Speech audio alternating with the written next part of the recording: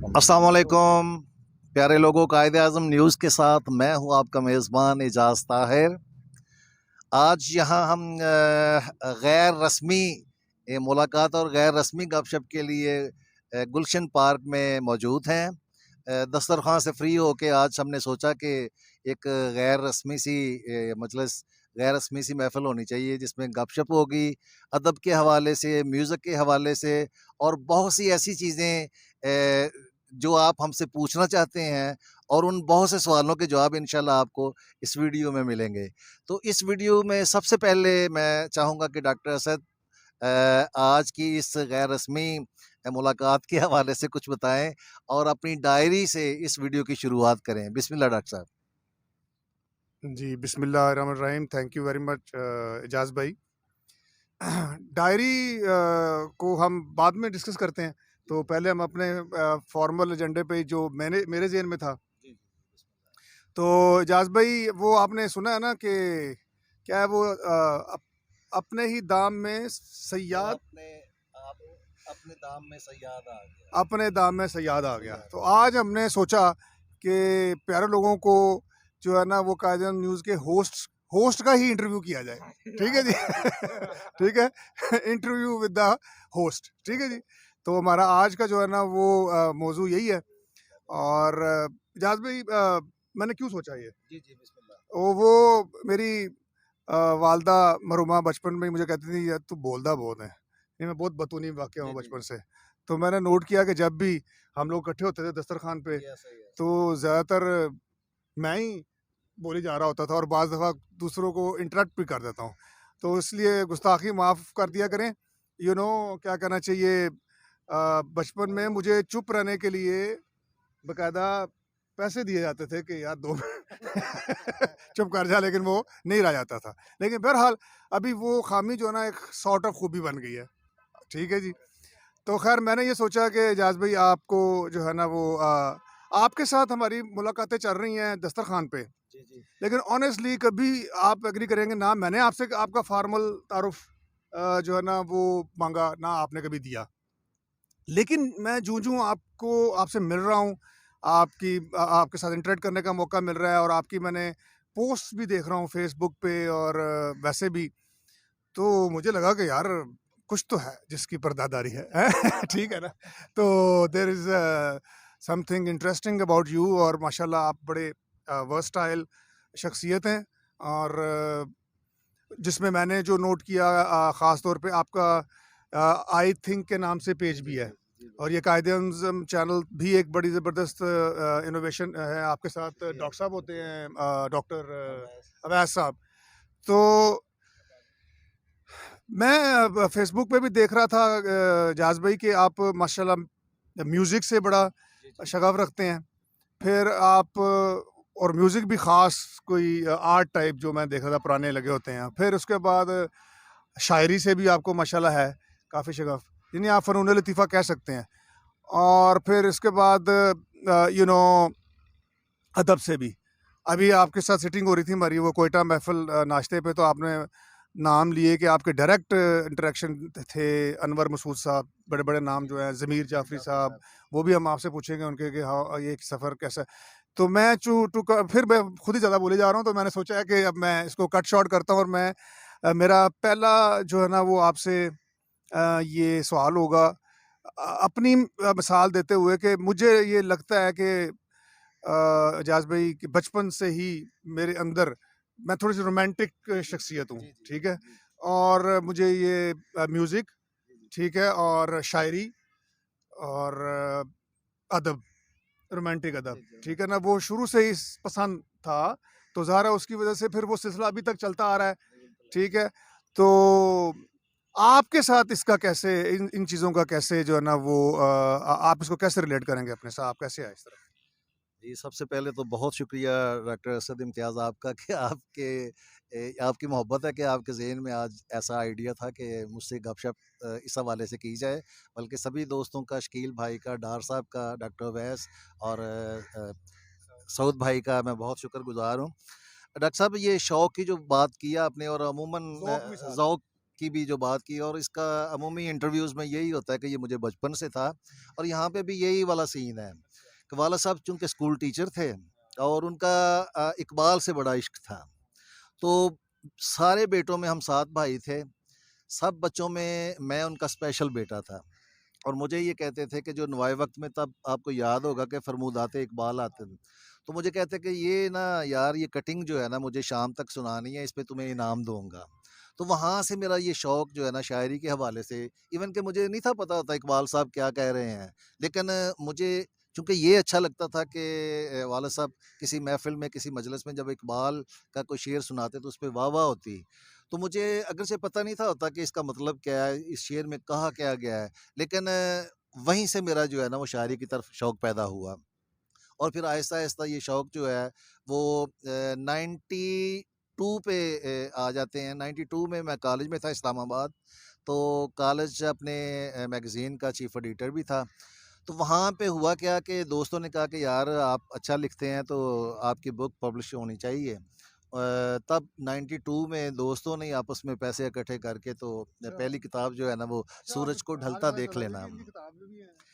जी, मेरी पहली बुक 92 में आई थी और दूसरी 98 में। तो वो 92 में जब पहली बुक आई तो ढलता देख लेना, उसका शेर था टाइटल का कि मुझे ऐसे सुलगता देख लेना, कोई तुम दीप जलता देख लेना, तुम्हारे बाद मेरे दिल की हालत, कभी सूरज को ढलता देख लेना। वाह वाह वाह वाह! तो ये आपका अपना शेर जी है? मेरा अपना है जी। और बहुत शुक्रिया जी। तो वहाँ सीन ये हुआ सर कि डॉक्टर एक थे, पीटीवी 2 उन दिनों चैनल था, वहाँ के जनरल मैनेजर थे ओन रिजवी साहब।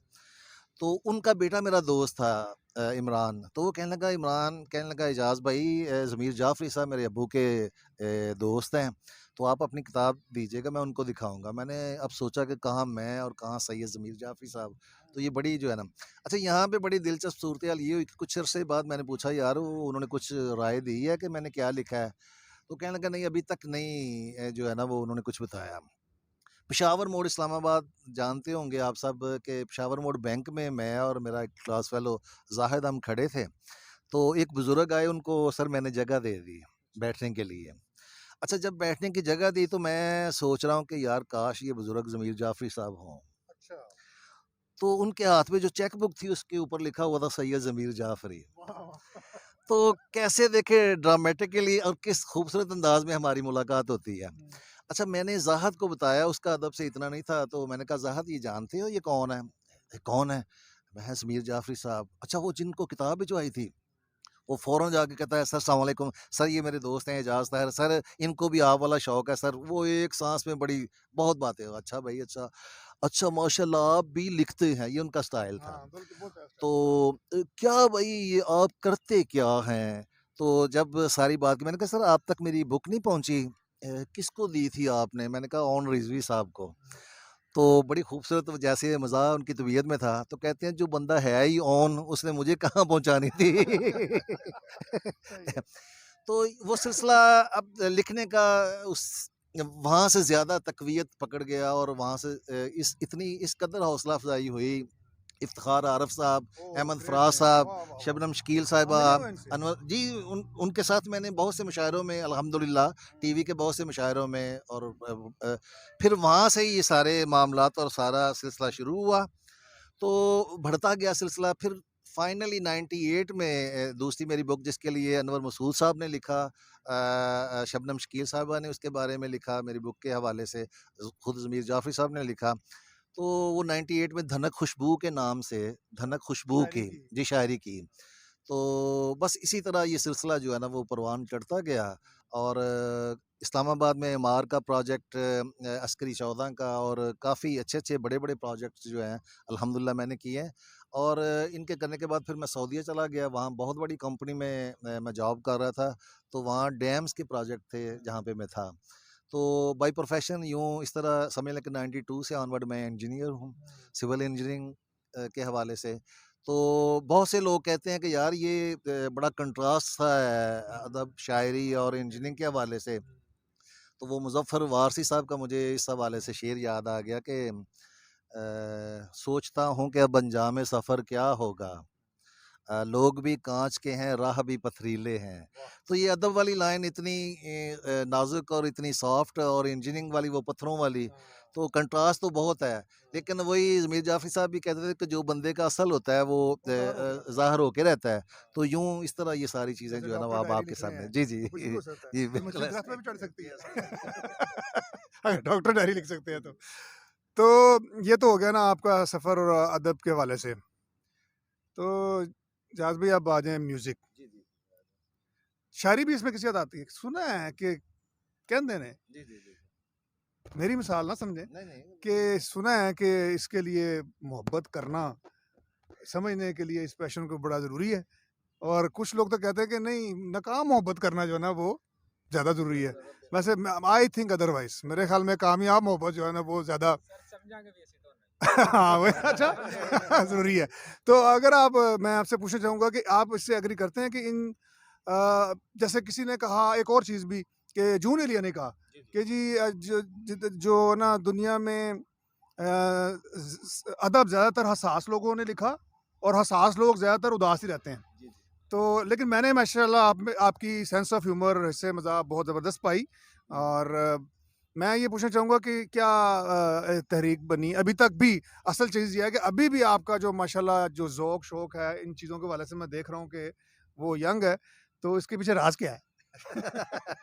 अ, इसके पीछे सिर्फ़ एक ही राज़ है, मोहब्बत, मोहब्बत, मोहब्बत अच्छा। और लामहदूद मोहब्बतें हाँ, हैं। हाँ, तालियाँ।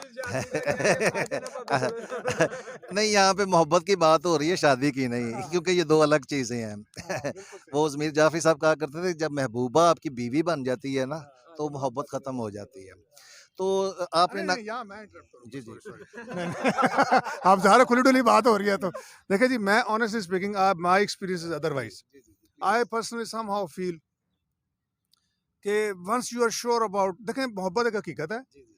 और हमारे समाज की भी और इंसानी फितरत की भी। जैसे शायरी भी एक हकीकत है, ये आपको एक आपके अंदर मौजूद जज़्बात को हवा देती है। मौसीकी भी इसी तरह, जी, आपको ऐसे ही कहते है। हैं जी रूह की ग़िज़ा है, जी, ऐसे ठीक ही है? है। वो आपको एक चीज़, आपको आपकी ना तमाम ख्वाहिशों को भी ज़ुबान देती है, आप इस तरह बिल्कुल कह सही। लें। बड़े लोग हैं जो कि ज़िंदगी में बहुत सारी चीज़ें नहीं हासिल कर पाते, तो वो अपने ख्वाब फिर वो इन जज़्बों के ज़रिए वो पूरे करते हैं बिल्कुल या ऐसे ही उसमें देखते हैं या इमेजिनेट करते हैं। है। जी, जी। तो मैं तो ये कहूँगा कि I don't know, once you are sure about it कि यू लव समवन, और मैं ये कच्ची उम्र की मोहब्बत की बात नहीं कर रहा फ़ज़ूल किस्म की, नहीं, नहीं, ठीक है? मतलब जब आप एक ख़ास मैच्योरिटी जी, पे हैं जी, जी।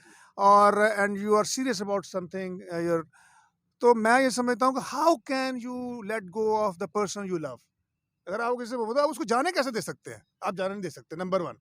हाँ, उसमें बहुत सी मसलतें आड़े आ जाती हैं, हमारी सोसाइटी में फैक्टर्स दोनों तरफ होते हैं, सारी चीज़ें, ठीक है? लेकिन अक्सर मैंने देखा है कि नाकाम आशिकों के पीछे जो है ना वो उनका अपना उनकी अपनी कम हिम्मती ज़्यादा हाइल होती है, ठीक है? कि वो जी ऐसा डिज़ात नहीं, फलानी नहीं, यानी वालदैन एग्री कर रहे, मतलब मैं ये नहीं कह रहा, लेकिन स्टैंड नहीं प्रॉपर लिया होता, अपना केस नहीं प्रॉपर पुट किया होता, परसू नहीं किया होता, जो भी चीज़ें हैं, या अंदर से खुद ही खोचल होते हैं, ये भी मैं आपको बताऊँ, ठीक है जी? कि जनाब स्केर्ड होते हैं, सच में, हाँ, नहीं सच्चा भी हो, स्केर्ड होते हैं कि यार पता नहीं यही वाली बात का, पता नहीं जैसे कि महबूबा बीवी बन गई तो पता नहीं सारा कुछ खत्म हो जाएगा। It has doubled for me honestly ma'am, मैं अपना एक्सपीरियंस बता रहा हूँ। सबसे पहले तो मैं आपको बताऊँगा कि मोहब्बत और इश्क कभी नाकाम नहीं होता सर। वाह, वाह, वाह! ये तो ठीक है। इश्क बंदा करे और वो नाकाम हो जाए, और आप कामयाबी और नाकामी की जो बात कर रहे हैं उसे शादी तक महदूद कर रहे हैं। इश्क कभी ऐसा नहीं हुआ, कुछ लोग कहते हैं जी इश्क ला हासिल, ला हासिल नहीं, इश्क हासिल ही हासिल है। और इश्क की डेफिनेशन ही यही है कि उसमें पाने खोने का भी कोई तसव्वुर नहीं, और जिससे आपका इश्क हो जाता है वो कहीं नहीं जाता सर, आपके साथ वो लग कहीं जाता नहीं है। जाता। वो आपके पास ही है, वो कहीं पे भी है, वो हर लम्हा आपके पास है और हर लम्हा आप उसके पास हैं। तो ये जो इश्क जिसकी मैं बात कर रहा हूँ, ये लाइफ में अगर एक बार ही नसीब हो जाए तो ये बहुत बड़ी ब्लेसिंग है और अल्हम्दुलिल्लाह ये मुझे एक बार नसीब हो चुका है और मैं समझता हूँ कि अगर इसके बगैर जो है वो मैं दुनिया से चला जाता तो वो ही बात बड़ी अजीब सी हो जाती कि किस मुंह से वो जाएंगे जिनके वो क्या कहते हैं कि इश्क का कोई दबा नहीं होगा। हाँ जी, तो आज की ये गपशप चल रही है और मैं ये समझता हूँ कि इस गपशप के नहीं, नहीं, इसमें कोई ख़ास नहीं है। मैं आखिर में अपनी एक गज़ल सुनाना चाहूँगा। बात हो रही थी मोहब्बत की और शायरी की, तो मैं पहले संजीदा लिखता था, तो जाफ़री साहब ने ही कहा कि नहीं कुछ इस साइड पे जो लोगों का जो है टेस्ट है, तो उसमें मैं अपनी एक गज़ल सुनाता हूँ आपको कि जितना भी करें उस पे करम और ज़्यादा, जितना भी करें उस पे करम और ज़्यादा, ढाता है वो उतने ही सितम और ज़्यादा। दुख गैर की बख्शिश भी है अपनों की अता भी, दुख गैर की बख्शिश भी है अपनों की अता भी, कुछ फर्क नहीं किसने दिए कम और ज्यादा। आजा मेरी जाना जरा लब लब से मिला दे, आजा मेरी जाना जरा लब लब से मिला दे, दो चार तो बढ़ जाएं ये दम और ज्यादा। और शुक्रिया जी शुक्रिया। और आखिरी शेर देखिएगा कि कुर्बान तो हो जाएं तेरी जुल्फ पे लेकिन अफसोस के हैं जीस्त के खम और ज़्यादा। तो ये थी आप दोस्तों की नज़र मेरी ये शायरी और ये मेरी गज़ल। तो आखिर में मैं जी जी बिस्मिल्लाह। अच्छा वो मैं आपकी वो पिछले दिनों तहरीर पढ़ रहा था वो आपका बस वाला बेबस वाला तो मुझे बहुत पसंद है ये आपकी सेंस ऑफ ह्यूमर और वो आइडिया भी। तो मज़ाक नगारी जो है इसके बारे में आप माशाल्लाह आपकी सेंस ऑफ ह्यूमर बहुत ज़बरदस्त है। तो क्या मैं आपसे सवाल करना चाहूँगा आपका आगे क्या इरादा है? How do you see yourself and what do you want to do? आपका क्या ड्रीम्स हैं? देखें सर मज़ाक के बगैर तो लाइफ जो है ना वो मैं समझता हूँ कि बिल्कुल ही बड़ी रूखी सूखी और बेरंग सी है और ये ज़िंदगी की अलामत है सर। तो आगे की क्या प्लानिंग है ये तो अल्लाह ही बेहतर जानता है। बस यही है कि आप दोस्तों की मोहब्बत और आप भाइयों के साथ जो टाइम गुजर रहा है अल्लाह ताला इसी तरह ये मोहब्बतें कायम रखे और इसी तरह ये हम कार खैर भी और ये सभी सिलसिले और बड़े ज़बरदस्त ये सारे सिलसिले चल रहे हैं। तो आखिर में अब आप सब की नज़र में मौसीकी के हवाले से चूँकि बात हो रही थी तो मैं एक गाना सुनाता हूँ और इस सॉन्ग सुनाने से पहले मैं आपको बता दूँ कि एक स्टेज पे मुझे बुलाया गया। मैं अच्छा लिसनर हूँ, अच्छा गायक नहीं हूँ। तो वो कहने लगे जी एजाज़ साहब आएँ, आप सुनाएँ तो मैंने कहा जी गाना सुनाने से पहले मैं एक लतीफ़ा सुनाऊँगा। मेरी तरह कोई बेसुरा बंदा किसी महफ़िल में गा रहा था, तो सुनने वाले सुन-सुन के ना एक साथ वाले कहता यार इन्होंने सुन के कायदे-आज़म याद आ गए ने। ਕਹਿੰਦਾ ਉਹ ਨਾਲ ਵਾਲਾ ਕਹਿੰਦਾ ਕਾਇਦੇ ਆਜ਼ਮ गुलूकार तो नहीं संत कहता ये कदों में तो ये क्रिमिनल मूवी का था और मेरा बड़ा फेवरेट कंपोजिशन है कि तू मिले दिल खिले और जीने को क्या चाहिए, हाँ तू मिले दिल खिले और जीने को क्या चाहिए, ना हो तू उदास तेरे पास पास मैं रहूँगा जिंदगी भर, ना हो तू उदास तेरे पास पास मैं रहूँगा जिंदगी भर, सारे संसार का प्यार मैंने तुझी में पाया, तू मिले दिल खिले और जीने को क्या चाहिए।